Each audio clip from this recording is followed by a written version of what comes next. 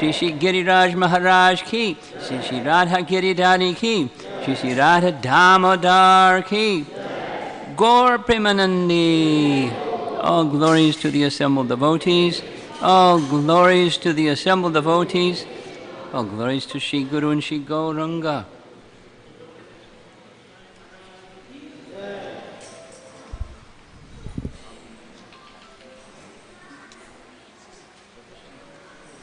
That's after 7:30 Guru Maharaj. Yes. Not now. We don't usually do.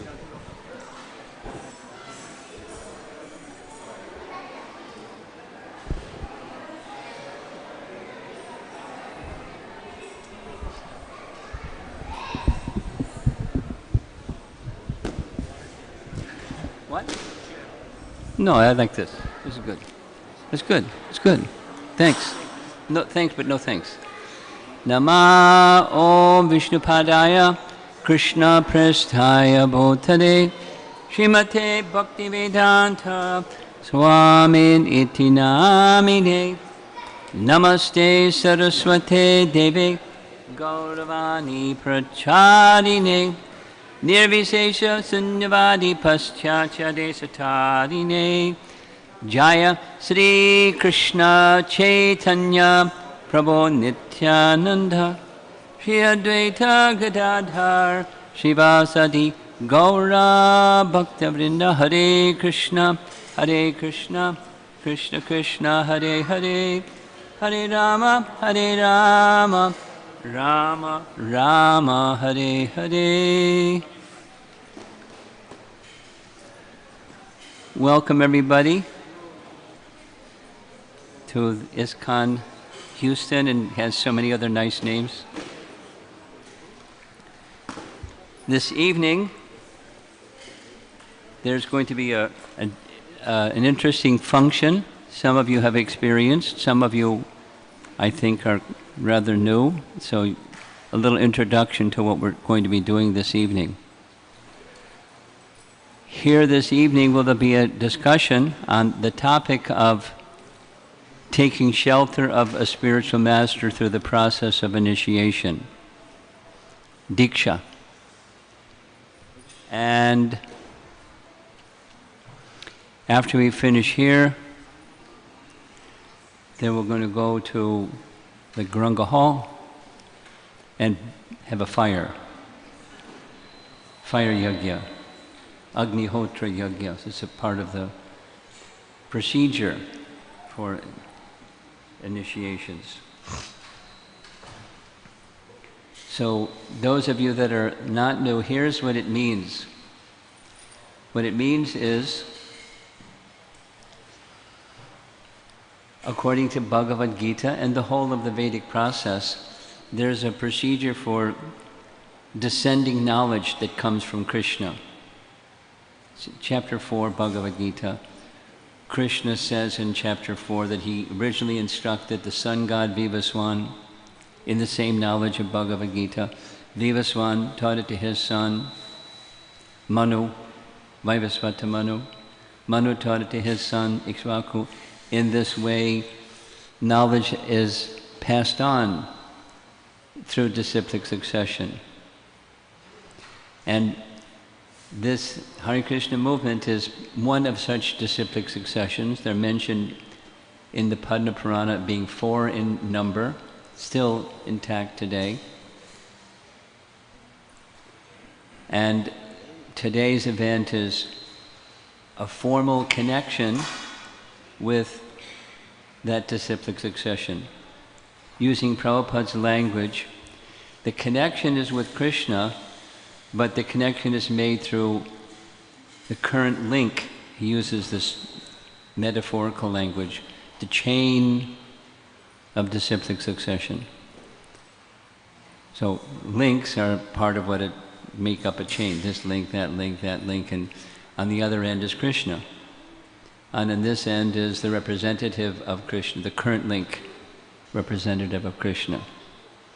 So what's going to be happening this evening is persons taking shelter of Krishna and being accepted by Krishna. Very nice. Yoga means making connection. Yoga means making a connection with Krishna. And the method is the disciplic succession, and it's through the chain of disciplic succession through the current link. I'll say it one more time.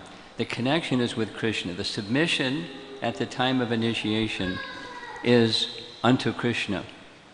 And the acceptance is by Krishna. And then there's links in between, and the current link, and the current link, and the next link, and the next link, and part of the chain of disciplic succession to connect each of us with Krishna. So the devotees who are participating in this initiation this evening, for some number of years they've been practicing and nicely practicing the process of bhakti.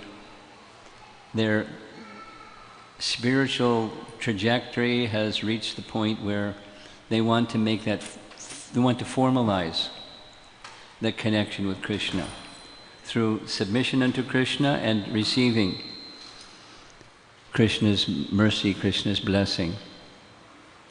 A formal connection this evening by the process of initiation. So vows will be taken, and Krishna is going to smile and say, okay. But he does that through a representative. That's the process of what we're doing this evening. And it's a very important step.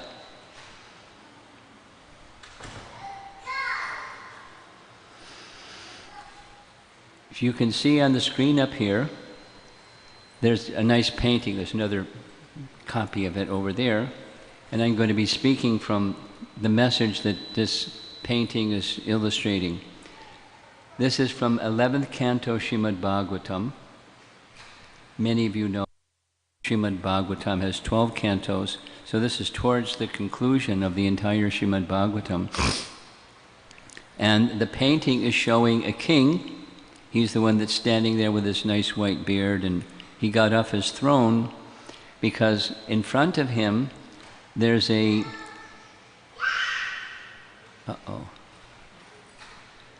screaming child. In front of him there's a fire sacrifice, something that we're going to do over there in Garanga Hall, similar. And there you see in the white dhotis, that's the brahmanas doing the yajna. And as they lit the fire and the yajna is underway, much to their surprise, descending from the sky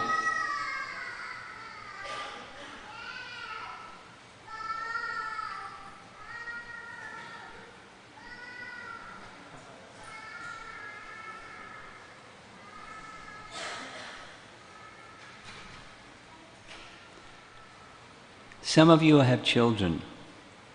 Some of us don't.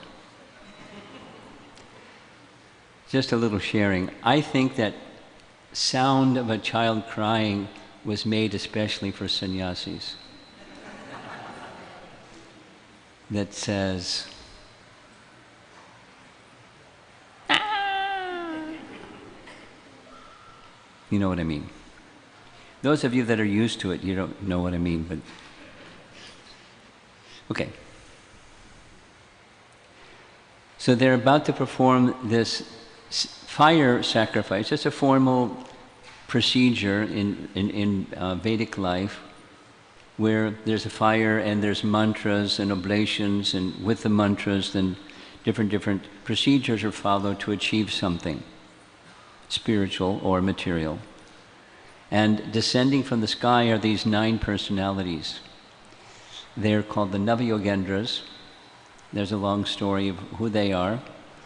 And very clearly, they're extraordinary beings because they don't have an airplane, they don't have a helicopter, they just go where they want to go because they have that mystic power. So they descended right above this ritual, this fire sacrifice program. And the king, once you start these procedures, you don't stop. He stopped. And he stood up, and he's amazed at what he sees. And he offers full respect to these 9 personalities. And after offering his full respect, he takes the opportunity to ask questions. And that's the format of the entire Srimad Bhagavatam. It's questions and answers by a qualified questioner and a qualified answerer. The person who's inquisitive and the person who knows. So these 9 personalities, they know many things. And the king on the right side, his name is Nimi, King Nimi. And amongst the sages, there's 9 of them, but one of them, his name is Antariksha. And one of the questions put forward by the king is answered by Antariksha. And I'm just going to read 2 verses that Antariksha gives the answer to. He's asking about the process of what we're doing this evening, the process of shelter taking of a spiritual master in order to make the connection with Krishna. He asks about it just explicitly of these amazing sages. And here's Antariksha's response, text 22. Accepting the bona fide spiritual master as one's life and soul, the Sanskrit is Atma, and worshipable deity, the disciple should learn from him the process of pure devotional service. The Supreme Personality of Godhead, Hari, the soul of all souls, is inclined to give himself to the pure devotees. So one approaches the pure devotee to get Krishna. And Krishna likes to give himself to those who want him through his pure devotees. So he gives himself to his pure devotees so they can give him to others. Therefore, the disciple should learn from the spiritual master to serve the Lord without duplicity. Small thing. And in such a faithful and favorable way that the Supreme Lord, being satisfied, will offer himself to the faithful disciple. So it's the via media, or the link. Krishna gives himself to the disciple who is submitting to the representative of Krishna. Krishna likes to do that. But he wants to see the person who is submitting is sincere and free from duplicity. It's what they really want. On one initiation lecture, here's something that Prabhupada said. It's nice. Krishna says, he says he wants me. Are you sure? What about a little obstacle, No problem. Obstacle is okay. I simply want you. Oh, maybe he or she really wants me. What about a little sense gratification, This is Prabhupada with the voice inflection and everything. And then the devotee, Prabhupada put his hand up and his arm up and went like this and said, no, I only want Krishna. So Krishna is examining the free from duplicity feature of the one who is seeking his shelter. Do you want something else? Do you really want me? Do you want prestige? You want honor? You want distinction? You want recognition? What do you want? Oh, I only want you. Are you sure? This is Krishna. And when he sees that they're sure, Prabhupada said, then Krishna will say, all right, I accept you. Now, earlier today, I was at the Bhakti Yoga Farm. Is that what it's called? Bhakti Yoga Farm. And the topic for that group of young people there was re-establishing our forgotten relationship with Krishna. And it's the same thing. there is a relationship with Krishna that's eternal, but forgotten. And when it's forgotten, it's covered by other stuff, like starting with false ego and all the rest. And once we're captured by that subtle entity, false ego, it's very difficult to break loose and go to Krishna. But the process of yoga is to make that connection, and part of making that connection is letting go of the false shelters, the false ideas, the illusory ideas, that happiness means recognition or objects of the senses, subtle or gross, distractions. And so Krishna will examine, and the process of bhakti yoga helps to awaken the tendency, just as it says here, through the medium of the spiritual master, to train those who want Krishna, the method to reach Krishna. The method to reach Krishna is expressed here. It's the same as Bhagavad Gita, but through devotional service. And devotional service that's not mixed. So what's the mixture? The mixture is one of two things or combination. Fruitive activities or mental speculation. We're going to spend a little bit of time on this topic in a moment. We'll come back to that topic. So many of you know how Srimad Bhagavatam is structured. This is a verse, and then following the verse there's a purport. And the purport is about 4 pages long.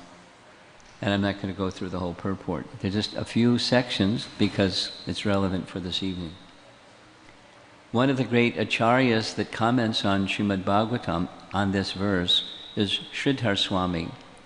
And Sridhar Swami comments that the tendency of the personality of Godhead wanting to give himself to his devotee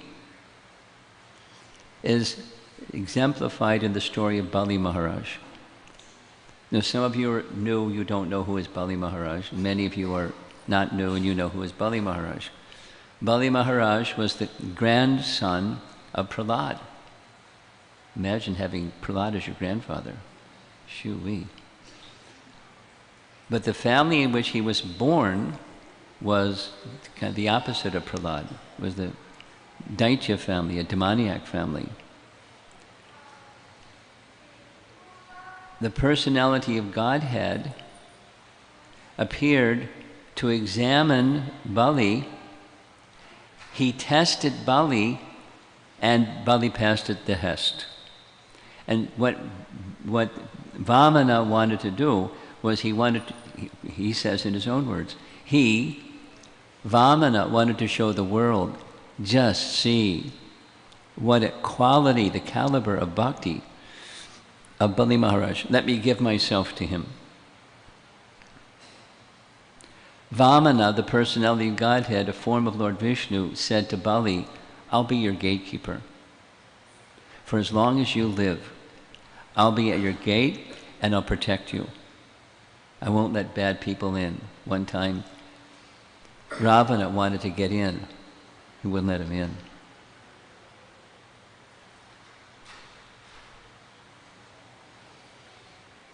Because Vamana was protecting him. So, there's a tendency, this is the message, part of the message for this evening. The Supreme Lord likes to give himself to his sincere devotee. That method is what we're doing this evening. It's the submission unto, and Krishna giving himself to the one who submits unto. The devotee. Because Krishna doesn't give himself, he has his devotee give himself. He gives himself to his devotee who can then give Krishna to someone. That's the system. It's a nice system. It's very friendly, very warm, eternal. That's the system.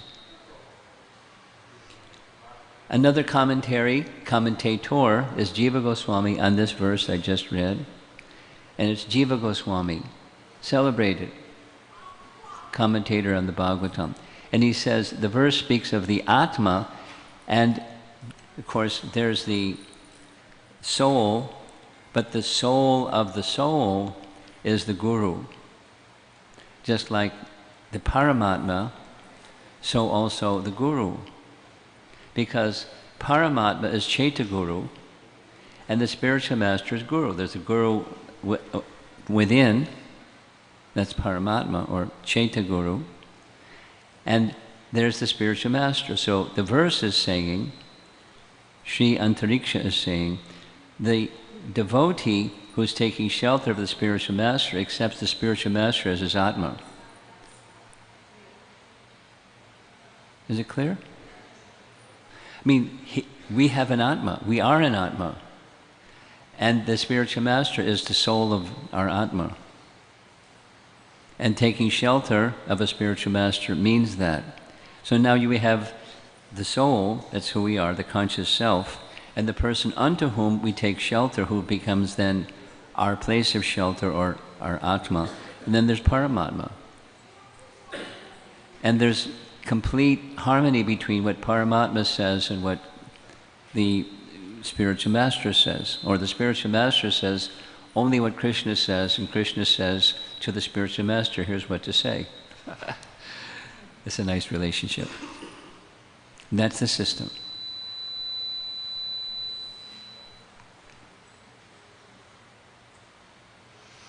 Jiva Goswami goes on and says that our forgetfulness of spiritual life is removed when, as to the degree that that shelter taking is genuine, the covering is removed. That means the forgetfulness is removed, and then we can understand who we are and our place of real shelter, the spiritual master, and who he's representing. That's Krishna.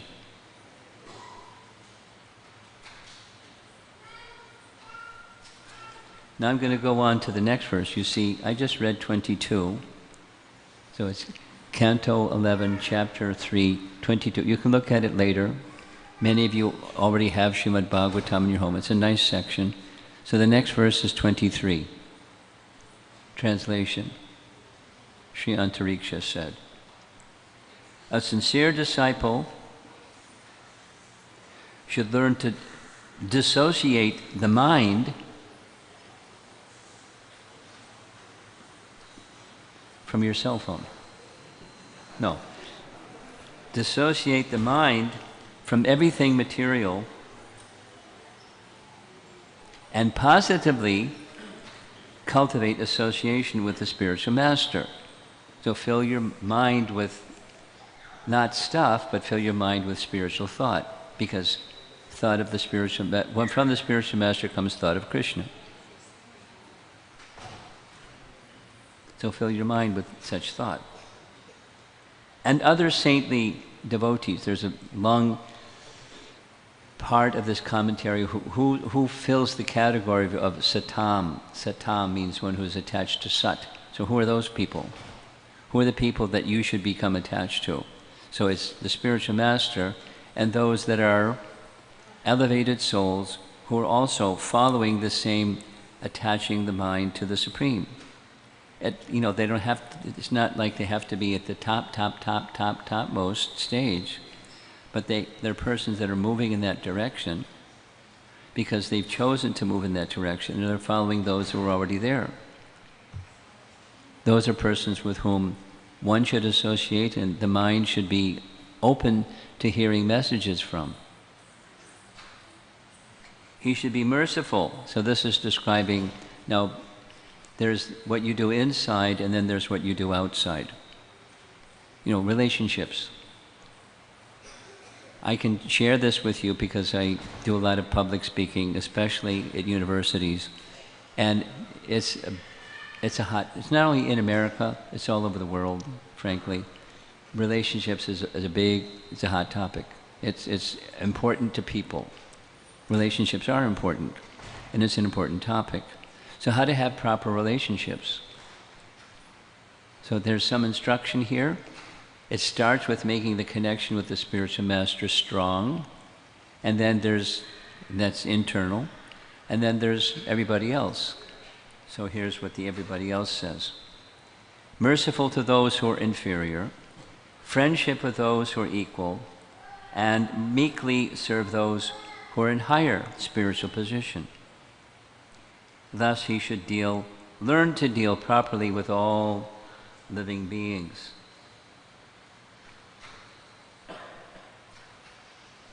Some of you have been around a while, and those of you who have been around a while, you know that this is a description of the intermediate stage of bhakti. There's the topmost, beginner, intermediate, and topmost. The topmost is everyone being part of Krishna is Krishna's devotee, and that's how they see. And then the intermediate has these gradations. There's the Supreme Lord, and then there's those who are from the Supreme Lord. There's elevated souls, there's peers, those who are less fortunate, and those that are antagonistic to the Supreme Lord. So there's recommendation for this middle stage that's right here in this verse. How to behave, having regard for others as a spirit soul part of Krishna, just like each one of us, but how to have relationships that's appropriate for their position. It's a nice lesson. And that lesson, among many other lessons, are to be learned from the satam, or the saintly people, or particularly the spiritual master, and others who are very capable of guiding one to have a spiritual vision and a spiritual way of life in your relationships with everyone, all living beings. Not just people, but all living beings. Now, here's a nice teaching. Hopefully this is going to work. There's a nice picture of Balaram. Maybe you recognize Balaram. One of the things you can recognize Balaram is he has a plow over his shoulder. Because Krishna had a flute and Balaram has a plow. And why is that? That's because these are the traits of a Vaishya, because when Krishna and Balaram were little, they grew up in Vrindavan, which primarily is a place that they protect cows. So Krishna would call the cows playing his flute, Goraksha, and Balaram had a plow, Krishi, Goraksha, agriculture and cow protection. So Balaram had a plow, which he did for other purposes other than plowing. He sometimes used it as a weapon when needed. And there's some technical terminology. I'll go light on the technical terminology. But there's an original personality of Godhead, according to Srimad Bhagavatam. Swayam Bhagavan Krishna. Swayam means himself. Swayam Bhagavan Krishna. Krishna's tu Bhagavan Swayam. Many of you in the room, you know the verse. This verse in Bhagavatam 1.3.28 says, after all long list of avatars, Krishna is in the list of avatars, the statement is made, of all these that are in this list of avatars, one amongst them is the source of all of them, the avatari. And that avatari, or source of all avatars, is Swayam Bhagavan Krishna. And Krishna's first expansion is this one, Swayam Prakash. And Swayam Prakash, the first expansion of Krishna, is Balaram. And what does Swayam Prakash do? Swayam Prakash, Prakash means manifest. He manifests Swayam, Bhagavan. He's manifest by Bhagavan, by Krishna, but he manifests Krishna. It's the same as this verse that we just read from Canto 11, Chapter 3. The Guru is one who is invested by Krishna with the power to give Krishna. That means that Guru is a manifestation or representative of Balaram. Should I say it again? I'll say it again. I'll do it slowly. What we read already is Krishna likes to give himself to his pure devotee so that his pure devotee can give Krishna to others. Krishna likes. And the form of the Supreme Lord that does that is Balaram. He is Swayam Prakash. He's manifest by Krishna to manifest Krishna. And Balaram empowers gurus or representatives of him, of Balaram, to give Krishna to others because Krishna likes. Now it's everyone's eligible. We'll say it negative. There's no one ineligible. We'll say it positive. Everyone is eligible. I mean, it helps to have a human form. Because other than human form, it's a little challenging. But it's, there are rare exceptions, and it sometimes happens that other than human species can become very devoted to the Supreme Lord, but that's really exceptional.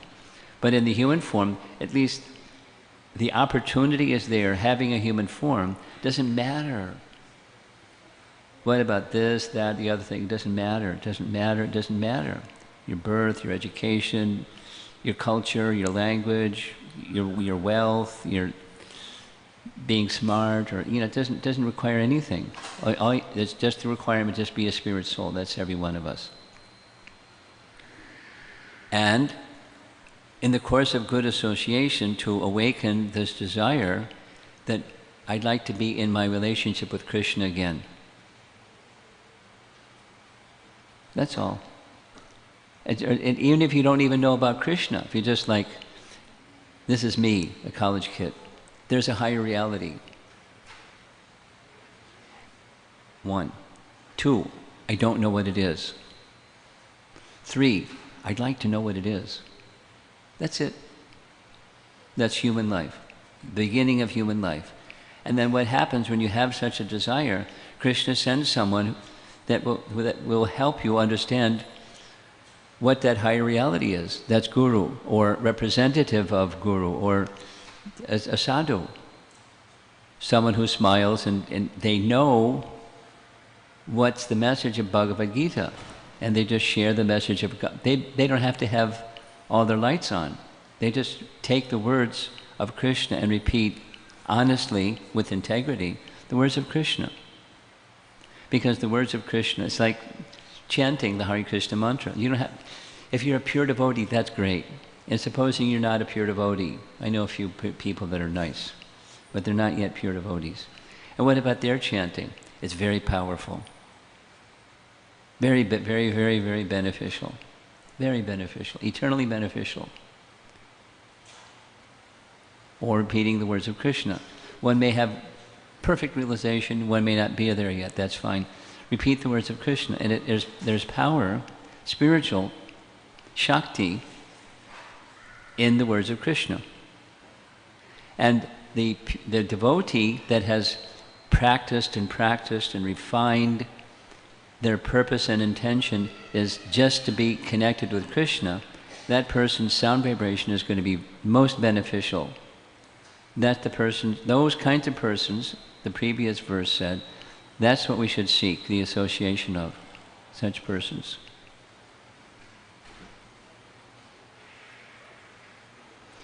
Because they are representatives of Balaram, who is Swayam Prakash Tattva, that is, he is empowered by Krishna to give Krishna. That's what he does. And he can empower others to give Krishna. That's Guru. There's Chaitya Guru, and there's the inside and the outside.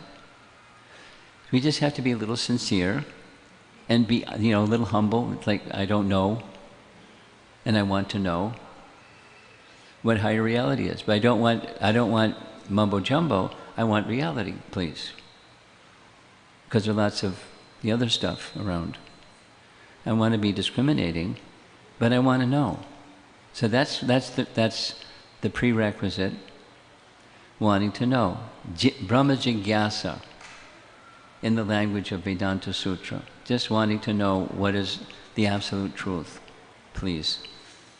I want to know. The same understanding is presented in Chaitanya Charitamrita. Some of you know what that is. That's like the postgraduate study.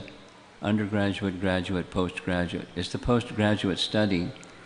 And the very second verse of the whole book is explaining this principle, and that is the principle of one who manifests Krishna, is Balaram, or the representative of Balaram. And they like, because Krishna likes to give himself to others, but he wants the qualified person to receive. So how do you qualify whether somebody is qualified? How do you discern? You know, little by little you discern. And a willingness and eagerness to hear is the first qualification.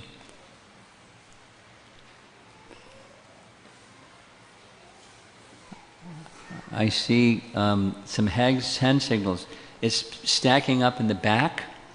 So those of you that are towards the front, kindly come a little bit, few inches forward, so there's room for some people that are coming in the back. Please keep coming, please keep coming, please keep coming. Thank you very much. Hare Krishna. I took the cue from Shyam Sundar because he got everyone to do it. So, now, I'm just going to say a few more things because it's now 6:30 and I'd like to end on time.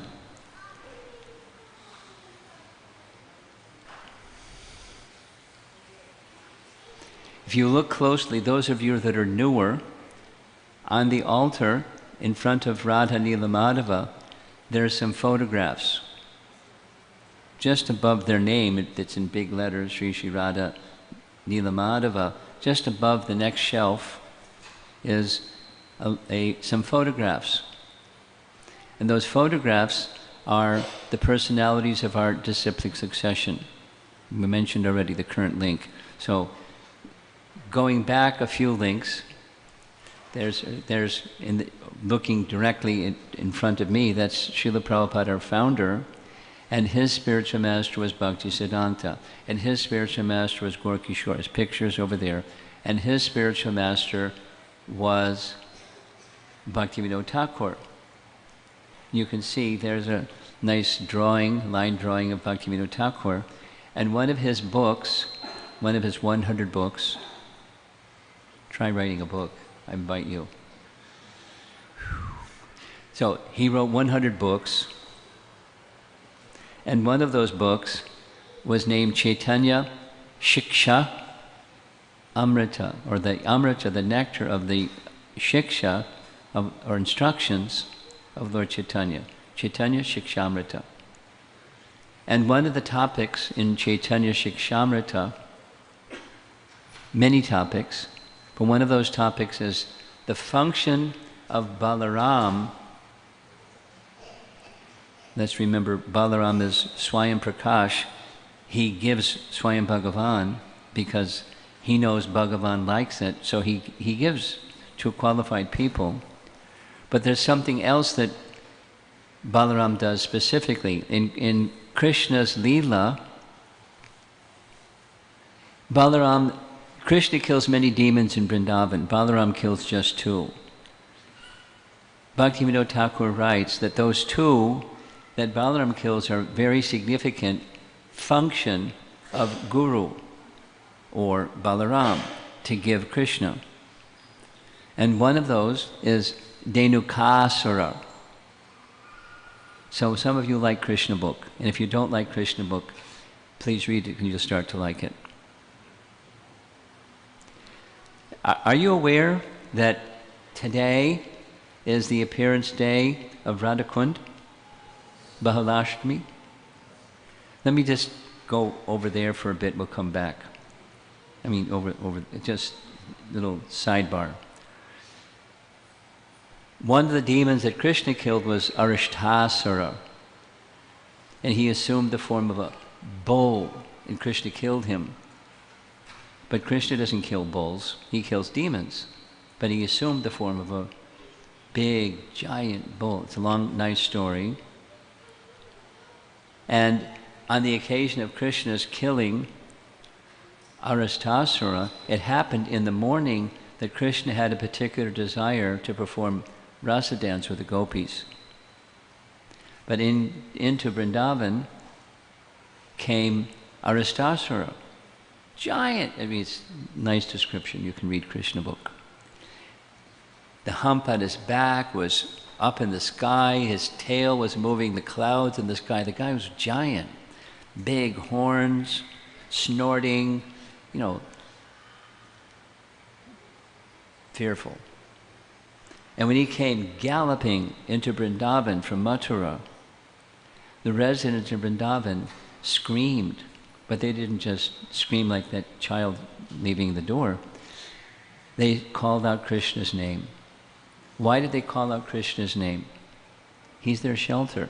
And they heard from the name-giving ceremony, when Garga Muni gave Krishna his name, Krishna, he said, this boy is the person who you should take shelter of when there's any difficulty, and he'll protect you. It's a little baby. Call his name. And they had that faith. So when Arishtasura came charging into Vrindavan, very feelingly they called, Krishna! Many times. Louder than that too. No microphone, but they called really loudly. And instantly he came. And when instantly he came, Krishna saw this Arishtasura, he tightened his belt, and he was ready to square off with Arishtasura. There's a long description. And he finished Arishtasura. I mean, the description is really nice. But he was having fun, and Arishtasura was finished. And he broke off the horns and started whacking him with the horns. Big, big horns. He's this big guy. He pulled this horn out of his head and started whacking him with the horn. Finished. Now, the next was to go have rasa dance with the gopis. But they said, wait a minute, you just killed a bull. That's sinful. And Krishna said, he's not a bull, he was a demon. He was a demon in the disguise of a bull. Nevertheless, he was a bull. So you have to purify yourself for the sin of killing a bull. Okay, what would you recommend? You have to take bath in all the holy places of the whole universe. That's what you have to do. No problem. What did Krishna do? He took his heel, made a deep impression with his heel of his left foot, and invited all the celestial waters of the whole universe to fill up that place. Piece of cake, right, if you're Krishna. And he took his sacred bath in all the waters of the universe, sacred rivers. They came personified. Yes, yes, some service. Please fill up this big hole. And he took his bath. And then Krishna said, when you wrongly accuse someone of a misdoing, you bear the reaction for that which you accuse them wrongly of. You've accused me wrongly, you have to purify yourselves for that sin of accusing me wrongly. And they said, okay, what would you like? You have to bathe in all the sacred rivers of the whole universe. So there. And they said, how are we going to do that? And he said, well, if you like, get all the gopis to make a nice hole in the ground, and you can take the water from my bathing place and fill it with your place. And oh, no, no, that's contaminated. You deposited all your sins. That's not going to go in Radharani's kund. So what did they do? They made a human chain, gathered water from Manasi Ganga, and brought water and filled up Radhakund, and Radharani and the gopis took their bath, purified. And that's the history of what in India has been celebrated, and all over the world celebrated, the appearance day of Radhakund. And it's, according to our acharyas, it's the most sacred place in the universe, because Radharani is the most sacred personality in the universe, and that's her Kund. It's a very special place, guaranteed. Radhakund today in India was packed. Packed. Super packed. Probably risky. Just that, anyway. Very special day. Connected with Krishna's killing of the Arastasura demon. Now, 2 demons Balaram killed. And one of them was Dhenukasura. Dhenuka. Long story, and I'm watching my watch and I don't have time to tell the long story. But Balaram, there are 2 demons that Balaram killed. Dhenukasura was one. And here's the text on the screen. This is written by Bhaktivinoda Thakur, whose picture you see on the left, from his book Chaitanya Shikshamrita. And he is one of 2 demons. This is to say, the spiritual master, empowered by Balaram to help a sincere devotee receive Krishna, will help the sincere devotee to receive Krishna by removing this demoniac tendency. And he describes it in different ways in different places. It's placing much faith in material intelligence that covers spiritual intelligence. And it's a kind of ass-like mentality. Spiritual knowledge is destroyed by that tendency. It blocks, and more than blocks, it destroys the tendency. There's something about people that have wealth, they're proud. There's something that people that are materially intelligent, they're proud. And pride is very wicked. It destroys everything good. Beware of pride. The antidote is humble, but being humble with a spiritual conception of who you are. And that's a function of Guru, is to help the aspirant, the sincere person who wants to receive Krishna and take shelter of Krishna, to become free from that obstacle. And as Balaram freed the residents of Vrindavan from Dhenukasura, Guru service, one of the services, important services, is to remove that tendency for pride in thinking, I'm so smart I can understand everything, I don't need teachers or teachings. I don't need Bhagavad Gita, just ask me, I can answer anything. Or something in that direction, pride with one's material intelligence. And then the other demon was Pralamba. And there's a nice long story you can read in Krishna book. We don't have time for it this evening. But he's another demon that Balaram killed. It turned out that there was a demon sent by Kamsa to kill Krishna, and he was clever. He disguised himself as a cowherd boy. But when he came in the midst of the cowherd boys, it wasn't just like he's a new guy. Krishna knew he's not a cowherd boy. This is a demon in the disguise of a cowherd boy. So he tried to signal, Balaram, better watch out. And Balaram was just having fun, and they had a system of wrestling, and the one who would win would be carried on the shoulders of the one who had lost in the wrestling match. So Pralamba, disguised as a cowherd boy, lost to Balaram. So he had to carry Balaram on his shoulders. It's a game, child's game. So as he was carrying Balaram on his shoulders, he started getting bigger and bigger and bigger and bigger. And Balaram was going, wow, this is a nice ride. And off he went to the forest with the idea of killing Balaram. And gradually, Balaram started to understand, wait a minute, this isn't a cowherd boy, this is a big demon. So with one sako, he hit him in the head with his fist. And that was the end of Pralamba.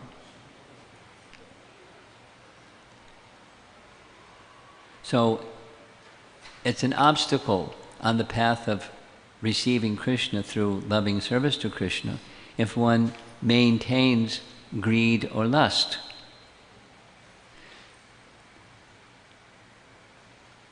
Kama, lobha, pratishta. Pratishta means I want recognition by others. Lobha, I'm greedy for the gains of the things that I do and the recognition that I'll get and wealth that I'll get. I'll do something because I want. Or I want to attract the opposite sex. So that's something that's important to me. And that tendency is subtle, it's internal.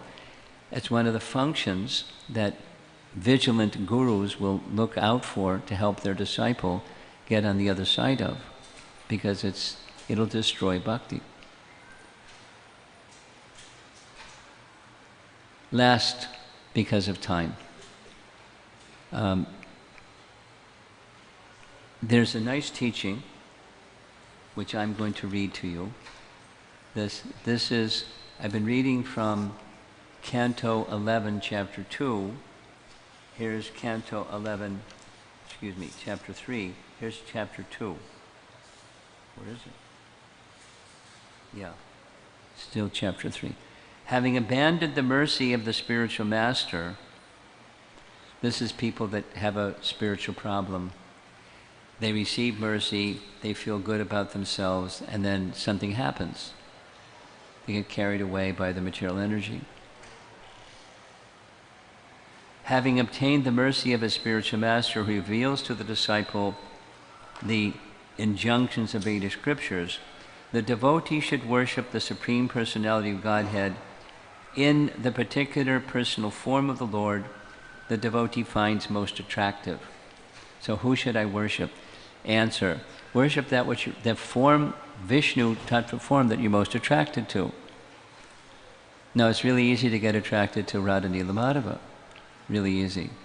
But someone may be particularly attracted, I know some people, some devotees, particularly attracted to Govardhan.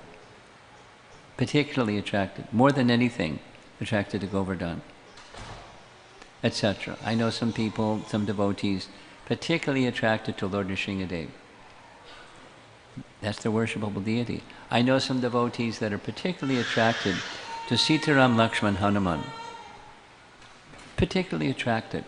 So, which is better? What's better is that which you're particularly attracted to, that's what's better. And a guru will encourage one to do that. And there's nice Sanskrit terminology that goes along with it. Abhimataya. Murtaya, abhimataya. That form of the Lord which you're most attracted to. Go there. If there's a natural, intuitive, or spontaneous attraction to that feature of the Lord, or the form of the Lord, or the loving exchanges, like with Nrsingadev and Prahlad, the loving exchange between the two is really fantastic. So someone may be particularly attracted. And then there's this teaching that goes along with that. Supposing someone comes along, supposing there's bad association. I mean, may that not happen to any of you, but supposing it happens. And supposing you don't detect the bad association and you go off the rails. Sometimes it happens. May it not happen to any of you, but it sometimes happens. And here's a nice teaching that Srila Prabhupada gave. Maybe you recognize that fellow sitting there in the front row, nice shaved head and a little tilak, next to the devotee in the black sweater. That's a younger version of me. You know, probably 19 1972 or 3. Little younger version. So here's Srila Prabhupada speaking in 1969. I have accepted you as my disciple, and you have accepted me as your spiritual father. That relationship cannot be ended anymore. It is eternal. Supposing someone falls into bad association and has a problem. It happens. But from the side of the spiritual father, that relationship is never broken. It's never ended. It's eternal. It's eternal. There are some things that are temporary, and there's some things that are eternal. And this taking shelter of disciplic succession is an eternal event. Now, I'm unclear. Can someone help me, Shamsundar? Normally vows are taken before the deity. The yajna is over there. Is vows supposed to happen here or over there? Over here. Oh gosh, we have 10 minutes. I got carried away, and so there's a little aisle here. Could you move this way? There are 3 couples. One couple is from Austin. 2 couples are here from Houston. Can you please walk over to Prabhupada's Vyasa-san and pay your obeisances, and then come back? Those who are receiving first initiation, and you're going to take your first initiation vows. Please go together. Please go quickly because of time. Uh-oh. It's okay? Okay.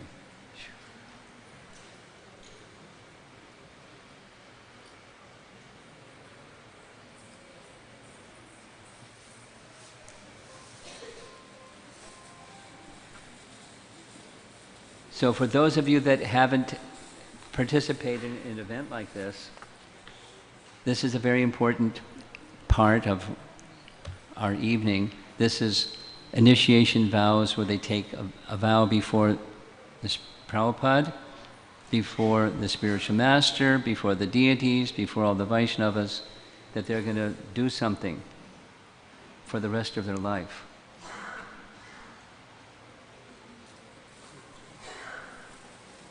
Okay. And then they'll, after taking their vows, they'll receive some names. So come forward. Mahesh. Subhashini. You ready? Okay, just come sit. So there's 3 vows before the deities, etc. On your beads, you'll chant how many rounds every day for the rest of your life? Minimum? Guru Maharaj, I'll do 16 rounds every day. We are not the Maheshans, who has something different. Oh, we are gosh. from Austin. Oh, from Austin. Yeah. Excuse me. Excuse me. Thank you. Okay.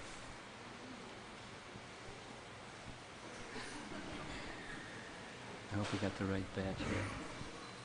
Here.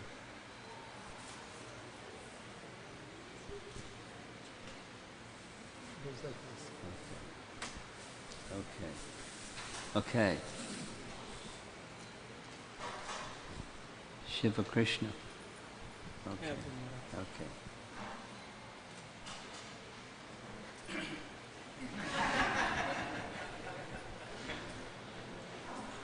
It was an interesting morning, I'll tell you.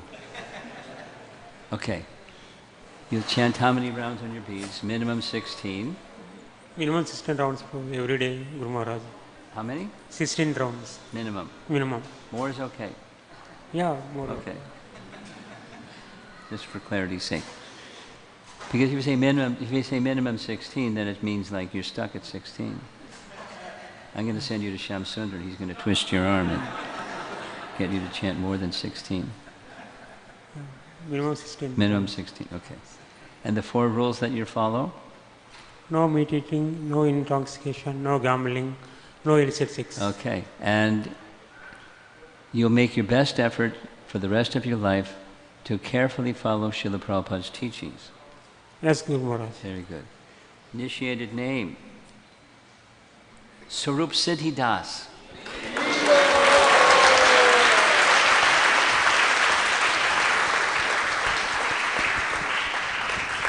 We spoke about Swarup. Swarup means one's form, and Siddhi means perfection. So the perfection of one's eternal relationship and service to Krishna. Das. Okay. Okay, she gets the microphone. So, like your good husband, how many rounds you chant every day? Minimum 16 rounds, Guru Okay. Maharaj. The rest of your life, right? Yes, Guru Maharaj. Okay. And the 4 rules that you'll follow? No meat eating, no intoxication, no gambling, no illicit sex. Okay. And you'll continue for the rest of your life to carefully follow Prabhupada's teachings? Yes, Guru Maharaj. Very good. Initiated name, Yamuna Vilasani Devi Das.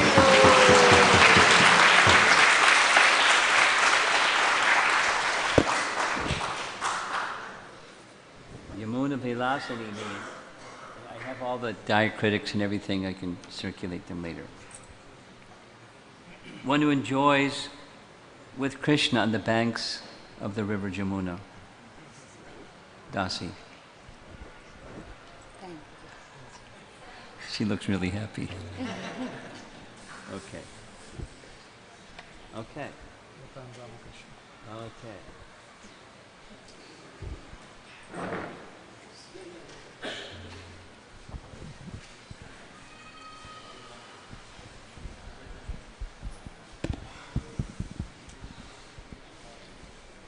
Yes? No? It's about to die.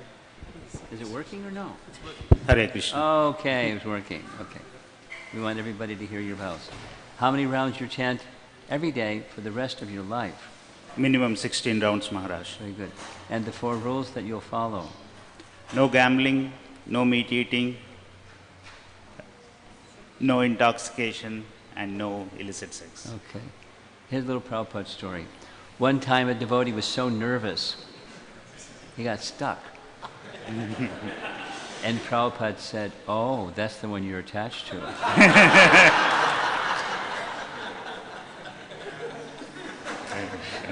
But he's not nervous. He's just testing me to see. Okay.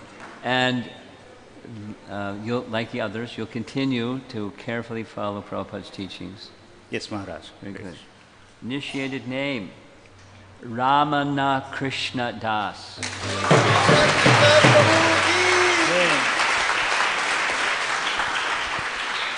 Ramana means lover of Krishna. I mean, it's one of the meanings. Ramana Krishna Das. Close.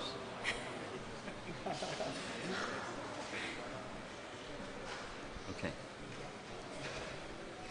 You're not nervous at all. She's nervous. Okay. How many rounds you'll chant every day for the rest of your life? Very good. And the rules you'll follow?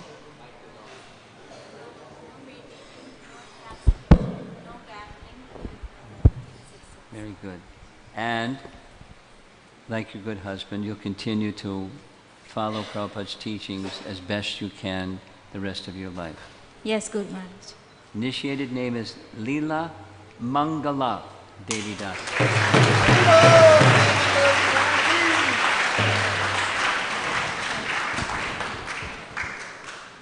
Okay. Yes, okay. We got mixed up. Okay.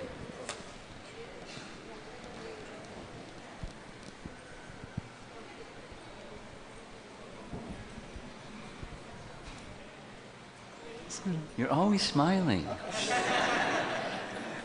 Does he always smile? Not always, huh? Okay. How many rounds you chant on your beads every day for the rest of your life? Minimum 16 rounds. And the rules that you'll follow? no meat eating, no intoxication, no gambling, no illicit sex. And like the others, you'll continue to follow Prabhupada's teachings as best you can the rest of your life. Yes, Guru Maharaj. Your initiated name is Murali Mohan Das.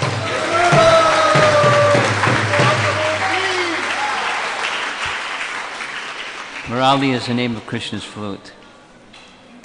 And Mohan is getting bewildered by the sound of Krishna's flute. Das. Last but not least, you're very patient. And you like seeing your husband smile. Okay. How many rounds you'll chant every day for the rest of your life? Minimum 16 rounds, Maharaj. And the 4 rules that you'll follow. No meat eating, no intoxication, no gambling, no illicits. And like your good husband, you'll make your best effort to carefully follow Prabhupada's teachings the rest of your life. Yes, Maharaj. Very good. Initiated name is Shakti Mata Devi.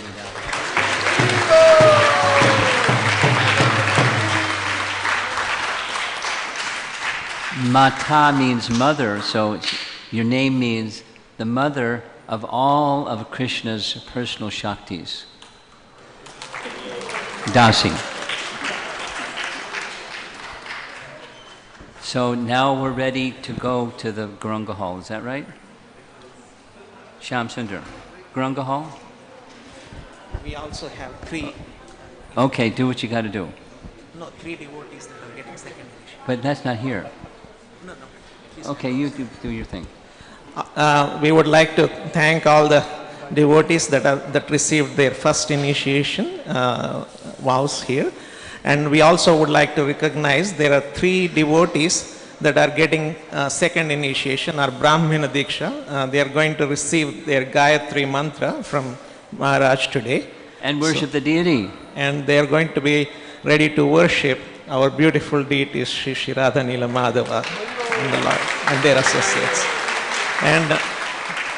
And the devotees that are going to be receiving that Diksha are Rajendra Prabhu and Ruchiranana Mataji and Ananya Bhakti Devi.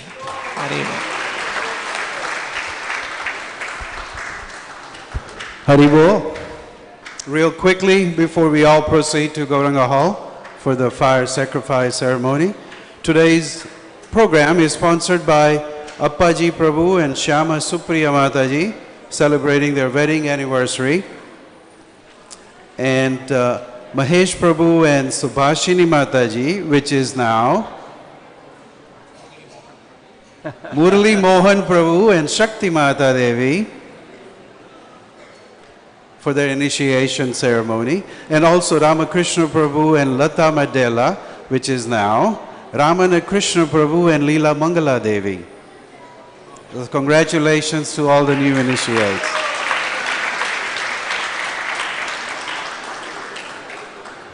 So after some details that I will share with you, we will all go to Gauranga Hall to engage in this fire sacrifice or the yagna ceremony.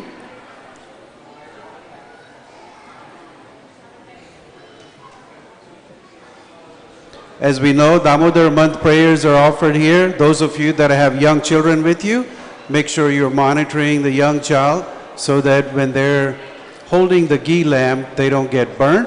And when you place your ghee lamp in the sand tray, make sure you place the lamp all the way in the back so that the other devotees have an opportunity to place their ghee lamp in it without getting fire on their hands and their arms. You can also become a sponsor for the daily offering that we do here at 7 a.m. and 7 p.m. to Shri Radha Damodar. $125 will make you a sponsor for the ghee lamp. There is a special Diwali Mela, Diwali Bonanza, that's coming up this Saturday on November 11th from 2 to 9. And I have been told there will be some wonderful snack items, chat items, and pani puri. That's a lot of favorite for a lot of people. Diwali is on November 12th, which is a Sunday, candlelight arti. Our program starts on Sunday at 5:30 typical Sunday evening time. And then Govardhan Puja is on Monday, November 13. Our program on Monday starts at 6 p.m. These are the only days, this is the only day on Annakut festival on New Year's or Govardhan Puja that we can prepare bogas at home and bring it here to be offered to the deities on the altar. We ask you to keep the boga items dry, and if you need empty containers today, be sure to go and get some empty containers. Prananath Prabhu will be taking your name for volunteers. We do need a lot of volunteers. His Holiness Omapad Swami Maharaj will be back here for our Thanksgiving retreat. Maharaj is holding a retreat on 22nd November. It will start, which is a Wednesday evening, and it will finish on Sunday.